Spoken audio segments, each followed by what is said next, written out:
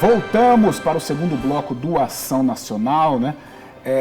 Eu costumo brincar, o assunto é muito sério, mas eu costumo brincar assim, a pandemia ela é muito ruim, né? Só que, no entanto, ela traz muitos assuntos, né? Ela desperta muita curiosidade. E hoje é um programa em que a gente vai tentar dissecar tudo a respeito, né, da gravidez, da gestação durante a pandemia. E eu estou aqui com a doutora Vanessa Machado, que ela é coordenadora do pronto-socorro de ginecologia do Hospital Veracruz, e o doutor Elton Carlos Ferreira, que é ginecologista e obstetra do Hospital Veracruz também. Gente, antes de ir para o intervalo, eu falei aqui uma estatística que enquanto eu lia, eu não sabia se eu lia ou se eu ficava mais assustado. O Brasil é o segundo país do mundo com mais infecções e mortes causadas pela Covid-19. E outro dado alarmante, morte de gestantes pela doença, né? É um número muito alto, é um número muito preocupante, é algo alarmante que a gente tem que debater. E você falou na estatística, né? 8 em cada 10 das mortes em gestantes, 8 em cada 10 foram no Brasil. Isso é muito alarmante, ficamos todos muito preocupados quando esses dados vieram a público recentemente. E além disso, o estudo mostra que dessas gestantes ou puérperas, né, que são aquelas logo depois do parto, que até parece que tem mais risco até de mortalidade. Parece que de todas essas que morreram, em torno de 22% não tiveram acesso à UTI, não tiveram acesso a tratamento intensivo. Sim. Isso é muito preocupante. Sim. O que representa isso, doutor? Por exemplo, a doença chegou, o vírus chegou, nós não estávamos preparados, as pessoas não estavam preparadas, o sistema de saúde do Brasil é precário. O que representa, o porquê desses números? Eu acho assim, a gente teve um tempo para se preparar, para nos prepararmos, né? Porque a doença chegou fora do nosso continente antes, né? E esses números, para mim, eles refletem realmente a precariedade do nosso sistema de saúde. Sim. Apesar da gente encher a boca para falar de SUS, e é realmente uma coisa muito boa, ele está presente em todas as regiões do país, ele é subfinanciado, ele é precário. Né? Sim. E aí o dado que a Vanessa falou do estudo que você relatou, foram dados do Ministério da Saúde, né, quase 1.000 mulheres, gestantes ou puérperas foram positivas, e a gente teve uma taxa de óbito, se eu não me engano, de 12%, quase 13%. Quase 13%. Né? E esse dado já é alarmante, né? 12% de morte em grávida ou puérpera, que não reflete a realidade fora do país. Sim. Taxa de mortalidade de grávida é igual a de não grávida, não aumenta a morte pelas estatísticas dos outros países que a gente tem visto. Mas o que mais me alarma ainda em relação a esses números é isso que a Vanessa falou, acesso à UTI, que quase 26%, né, não tiveram. 22, se não me engano, que mostra que elas morreram sem assistência, assistência adequada, né? E isso é muito preocupante. E o que eu vi também nesse trabalho é que 12 a 13% dessas mulheres não tiveram nenhum tipo de assistência respiratória, nem oxigênio elas tiveram, dessas que morreram. Ou seja, é realmente preocupante, mas precisa ser mostrado, né? É um dado que precisa ser mostrado para que a gente tente, de alguma forma, sair melhor do que a gente entrou nessa crise. Certo. Doutora, você falou puérperas, né? O pós-parto? Puérperas são gestantes, são mulheres que deram à luz e até o período de 42 dias após o parto. A gente chama de puérpera. Esse é um período assim que é como se ele fosse uma pós-gravidez, né? Ele ainda tem alguns riscos inerentes à gestação. E nessa estatística mostra que essas mulheres puérperas tiveram uma alta taxa de mortalidade.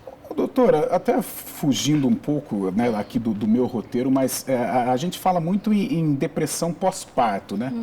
E diante dessa situação que nós estamos vivendo, vamos supor que nós estivéssemos numa situação normal. A depressão pós-parto é algo que existe, né, e muito. E agora, em meio a essa doença, em meio a esse vírus, essas informações, a televisão, essas notícias, isso pode aumentar? Tem aumentado? Vocês estão sentindo isso? O que eu sinto bastante na minha vida prática do consultório, não sei se é a experiência do Elton também, é que a mulher normalmente ela já passa por um período pós-parto mais difícil, que a gente chama de blues puerperal. Isso tem uma taxa alta entre as mulheres, mas isso se reverte, né, um mês, 40 dias depois do parto. Às vezes um tempo maior, mas agora, atualmente, essas mulheres têm passado por esse período de maneira mais intensa, Eu tive casos de depressão pós-parto nessa fase, a gente sempre se depara com isso, mas eu tive, coincidentemente, na fase da pandemia, não consigo associar apenas à pandemia, mas eu acho que aumenta o risco. Mas você imagina só, as mulheres elas vão parir agora sozinhas, só com um acompanhante, não tem mais a família ali esperando, né, para ver o bebê, olhando no vidro o bebê que nasceu, aquelas visitas na maternidade, as visitas no pós-parto da família, que ajuda a gestante, que fica um pouquinho para o bebê, para ela poder tomar um café, para ela tomar um banho. Sim. Então agora é só ali a família. Então elas ficam muito sobrecarregadas. Então eu sinto sim que esse período está sendo muito difícil para as puérperas. Eu também tenho sentido isso das minhas pacientes. Sim. É muito cedo ainda, né, para a gente falar em o que vai acontecer, a gente precisa de um número grande, né, mas no meu ponto de vista, isso vai ser uma constante aí. Depressão pós-parto, nas pacientes que tiveram Covid e ficaram graves, mas se recuperaram, acho que vai haver muito transtorno de estresse pós-traumático.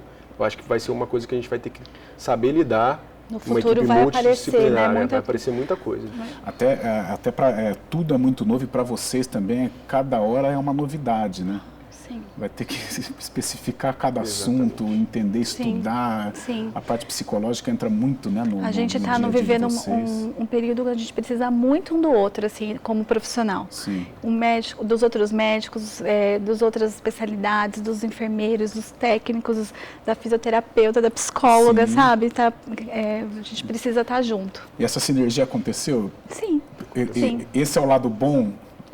Poucas coisas boas durante a pandemia, mas esse é um lado bom pode no ser, dia a dia de trabalho? Pode ser que seja um lado bom, acho que a gente acaba ficando mais receptivo, né? Sim. Por conta de um objetivo em comum. Sim. A gente até conversou ali, né? A gente tem que sair melhor do que a gente entrou nessa pandemia, Por né? favor, a gente não pode falar assim, quando tudo vai voltar ao normal, não. Quando a gente vai voltar para ser melhor do que a gente era. Sim. Eu acho que isso é uma coisa que reforçou muito esses laços entre colegas, médicos, discussão de casos. E a gente viu tanto que a gente precisa da família da gente, né? Muito. Como a gente precisa, como é importante, né? Isso reforçou muito, assim, veio trazer à tona o que a gente já sabia, mas que veio com mais força ainda. Né? Puxão de orelha. Olha para sua família, olha para seus amigos, que realmente eles são importantes na sua vida. Como faz falta. Olha essa pergunta aqui. Caso a criança pegue o Covid, né, o problema, né, o coronavírus, o que fazer? Existe algum procedimento específico nesse caso? A criança, como a gente disse, o recém-nascido, né? O recém-nascido, quando ele nasce de uma mãe Covid positivo, ele já é triado nas primeiras horas de vida para ver se infectou ali, ou dentro da barriga, que a gente não sabe se é tão verdadeiro, ou no pós-parto, na sala, no ambiente, e depois ele é retestado. Quando ele tem 2 testes separados, por 2 a 3 dias de diferença, e negativos, ele é tirado do isolamento. Né, isolamento de outros pacientes. Né? A gente não afasta o bebê, se ele tiver condições clínicas e a mãe também estiver bem de saúde, a gente não afasta o bebê da mãe. A gente sabe que os benefícios hoje de manter o bebê perto da mãe são muito maiores do que o risco dele transmitir para a mãe ou vice-versa. A gente percebe assim, né? Tem a parte técnica, né? Que ela precisa ser exercida, mas a parte humana, principalmente em gestação, né? O nascimento... Empatia, exatamente. Pega muito, né? Talvez, acho que é principal, né? Tem momentos que você tem que colocar isso junto para tomar uma decisão, né? Eu acho que por isso que nossa especialidade, eu sou suspeito, não somos suspeitos, né? Sim. Por isso que a gente escolheu, né? Por isso que a gente gosta tanto da ginecologia e obstetrícia. É uma profissão linda, maravilhosa, realmente. Quais os cuidados que devem ser tomados durante a gestação e o parto com relação à doença? E outra, eu vou colocar uma outra pergunta no meio dessa, para você não ficar neurótico também, né? Você tomar os cuidados que eles precisam ser tomados, realmente são necessários. Agora, para não entrar numa neurose, né? Porque isso pode atrapalhar durante o processo, né? Sim, sim. É muito importante para o público que está assistindo o programa saber que o pré-natal tem que ser continuado durante a pandemia. Não pode parar de ir ao médico, parar de fazer exame, parar de fazer seu ultrassom por conta da pandemia. Então, é muito importante que as consultas sejam mantidas. Isso está acontecendo na rede pública, na rede privada. O serviço está sendo oferecido. Então, é importante que durante esse período ela mantenha seu pré-natal adequadamente. Pode ser que, eventualmente, no início da gestação, numa paciente que tem uma gestação muito tranquila, possa ser espaçado um pouco mais as consultas, né? Para evitar que ela tenha que se deslocar, se expor, mas ela não pode parar de fazer o pré-natal e vai tomar as medidas necessárias. Ela vai lavar a mão, se tiver que ir de transporte público, usar o álcool gel, usar máscara, usar sempre a máscara nos ambientes externos da sua casa, manter distância. Os consultórios estão tendo essa preocupação de manter a distância na sala de espera, sim. Enfim. Eu tinha perguntado antes, né, sobre o HN1, Zika, e esses problemas, como que estão sendo? Eles acabaram? Foram zerados ou ainda corremos esse risco? Eu acho que deixou um pouco de ser falado, porque a gente tem uma coisa mais emergente, mais grave, né? Mas eles continuam acontecendo, o Zika deu uma boa diminuída, sim. Mas alguns dados têm mostrado que ele vem esse ano de novo, né? Então a gente não sabe se vai confirmar isso, mas mais para o final do ano, mais para o verão, né? E o H1N1 continua acontecendo, né? Sim. Afetando as grávidas do mesmo jeito. O H1N1, sim, é uma doença que causa mais gravidade na grávida, causa doença respiratória mais grave, por isso a importância da vacinação, né, de toda a gestante contra a gripe, sim. Todo ano, né? Que é uma população de risco. Então essas doenças realmente não, elas continuam aí. Daí a importância de procurar. O que diminuiu, né? Foi doença de criança. Tá certo. Então. Sabe, aquele monte de gripe de criança, sim. Isso diminuiu. É estranho, né? Porque de repente, não só no mundo da gestação, né? Mas de repente só existe o Covid, né? Sim. É claro que é algo que a gente tem que exterminar, a gente tem que tomar os cuidados, mas as outras doenças estão por aí, né? Sim. Então a gente tem que tomar muito cuidado. E doutora, você tocou num assunto importante, a gente fez até um programa baseado nesse tema, né? Do medo de ir ao hospital em meio a essa pandemia, né? E você tocou nesse assunto, mas como é que já aconteceu algum caso e você, não mãe, não existe, tem que tomar os cuidados, não adianta ter medo, vai só te atrapalhar. Sim, a gente teve casos assim de gestantes que estavam contaminadas com Covid, mas tiveram resistência de ir no pronto-socorro, mesmo assim. Gestantes outras, né, que tenham qualquer problema de saúde, um sangramento, acha que o bebê parou de mexer e fica tensa em ter que procurar o pronto-socorro, quando a gente orienta no pré-natal, não, olha, se acontecer isso ou aquilo, por favor, tem que procurar o pronto-socorro. Ah, mas o pronto-socorro... Né? Olha, o trabalho, vocês são especialistas na área, mas o que vocês estão tendo que se especializar na parte psicológica da coisa, né? Porque não é fácil. Não. Acho que essa parte de continuar o acompanhamento pré-natal no caso das gestantes. Outras pacientes que têm doença crônica, mas também são gestantes, a continuar o acompanhamento com um especialista naquela doença que ela tem. A gente tem dados mostrando que não só gestantes, mas a população em geral tem morrido mais em casa porque não está procurando. Os infartados não vão ao pronto-socorro. Doença respiratória, pulmonar. Por medo da Covid mesmo. E às vezes é algo que, se você ir ao hospital, você evita, né? Sim. Teria evitado. Por esse medo você... A gente entende o medo, né? Tá todo mundo com medo mesmo. E a recomendação é que não se procure mesmo pronto-socorro para queixas que não são de pronto-socorro, quer dizer, não são urgentes. Sim. Que se evite, porque o hospital, sim, é um lugar onde você vai encontrar várias pessoas, né? E outros pacientes. Tá certo, então.